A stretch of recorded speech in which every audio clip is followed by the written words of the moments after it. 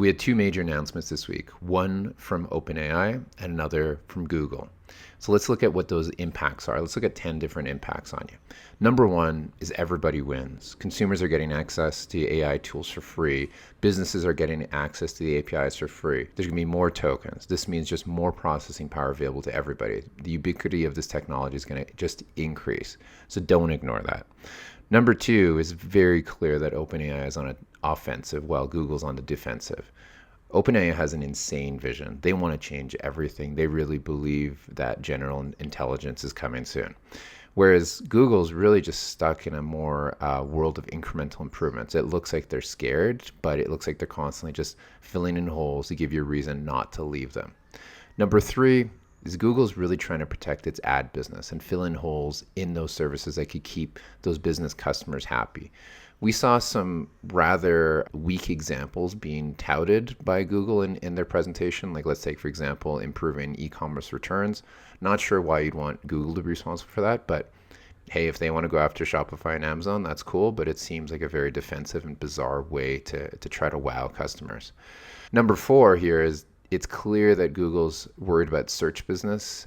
They're really trying to adapt what that Google experience is going to be, and it's a major change. They're really trying to synthesize things. They're really trying to improve access information, make it a more universal tool. This is, again, great for businesses and for consumers, where people are going to find information a lot easier than ever before. But nonetheless, they look worried.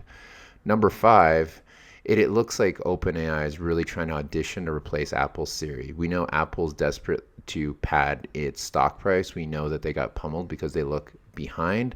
So either Apple's going to make a partnership with OpenAI where that tool replaces Siri, or alternatively, OpenAI is going to come and cannibalize that and build a better agent experience. So we'll see what happens there. But Apple's in a not the strongest position, but we'll see where it goes. Number six, multimodal is really where the innovation is going to happen moving forward. It seems like the prompt-based interface of ChatGPT is probably nearing its end in terms of innovation. We're going to be going into much more adaptive type experiences, more multimodal experiences. So keep an eye out, because OpenAI consolidating all their tools is a big, big deal. And it's a win because we don't have to spread our attention a lot of ways. But it means that there's probably going to be less focus on ChatGPT moving forward. Number seven here is that B2C is where there's going to be a lot of big changes coming forward. The improved performance that we saw on display in the OpenAI demo in particular is really going to showcase some capabilities of what this agentic experience could do. B2C is going to be a big, big winner here, because B2C customers, they're used to really fast responses. They're really used to low latency, and they're used to getting what they need faster. And it looks like the tech is up to that level. Number 8 here is that B2C could benefit on a new level from customer service in particular. Customer service seems to be where a lot of this tech is moving towards.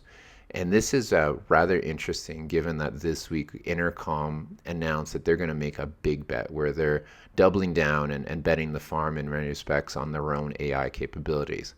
But what we saw from an OpenAI is that they likely could eat their lunch if what we see on display keeps moving forward. So it'll be interesting to see what happens to agents.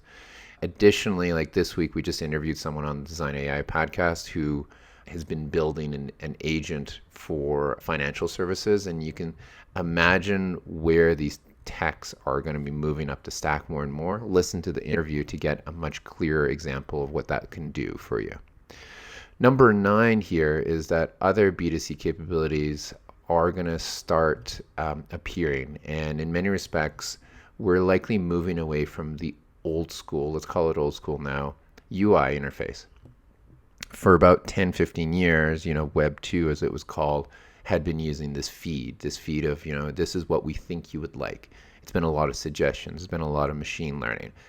But if we are moving into this new realm, it's going to be much more ultra personalized. The tech understands the context. They understand what you want, what format you want it in.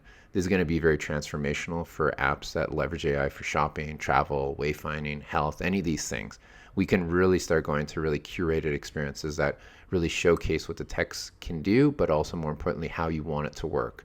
This also opens up a range of opportunities in terms of accessibility and universal access.